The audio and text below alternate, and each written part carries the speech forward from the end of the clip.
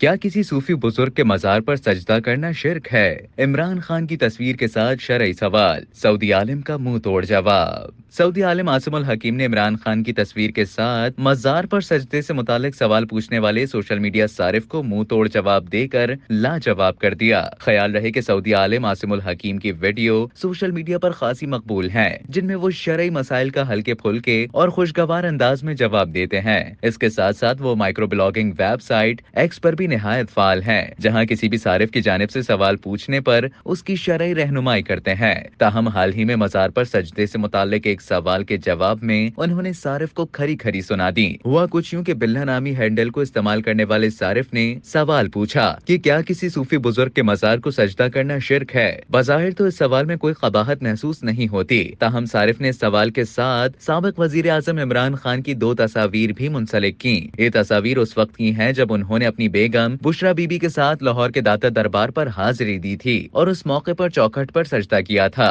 تاہم سعودی عالم اس تصویر اور سوال پوچھنے کے تناظر سے باخبر نظر آئے۔ انہوں نے صارف کو جواب میں لکھا کہ آپ یہ سوال کوئی تصویر منسلک کیے بغیر بھی پوچھ سکتے تھے۔ ساتھ ہی انہوں نے مزید کہا کہ جب کوئی ایسی تصویر دیکھتا ہے جو کہ تقریباً 8 سال پرانی ہو تو معلوم ہوتا ہے کہ اس سوال کے پس پردہ مقصد سیاسی ہے، مذہبی نہیں، کیونکہ ظاہر ہے کہ آپ اسلامی احکام کے بارے میں پوچھنے کے لیے نہیں بلکہ گرا ہوا سیاسی بیان دینے کے لیے کہہ رہے ہیں تاکہ اسے جس بھی گندے مقصد کے لیے ممکن ہو استعمال کریں۔ عاصم الحکیم نے مزید کہا کہ انفرادی طور پر تکفیر کرنا خوارج کی خصوصیات میں سے ہے، کیونکہ ایسی تکفیر اس وقت تک نہیں ہو سکتی جب تک کہ شرائط پوری نہ ہو جائیں اور رکاوٹیں دور نہ ہوں۔ یہ اس فرد یعنی کہ عمران خان پر لاگو نہیں ہوتی۔ سعودی عالم نے مذکورہ صارف کو سمجھاتے ہوئے کہا کہ آپ کو اللہ سے ڈرنا چاہیے اور جب آپ کسی سے نفرت کرتے ہیں تو مرد کی طرح لڑیں، ایسے گھٹیا ہتھ کنڈے استعمال نہ کریں۔ انہوں نے مزید کہا کہ آپ اسلام اور مذہبی احکام کو اپنی پارٹی کی حمایت کے لیے استعمال کرنے کی کوشش کر رہے ہیں، جبکہ غالباً آپ خود بھی اسلام کی بنیادی باتیں نہیں جانتے اور نہ ہی اسلام یا یہاں تک کہ ملک کی پرواہ کرتے ہیں۔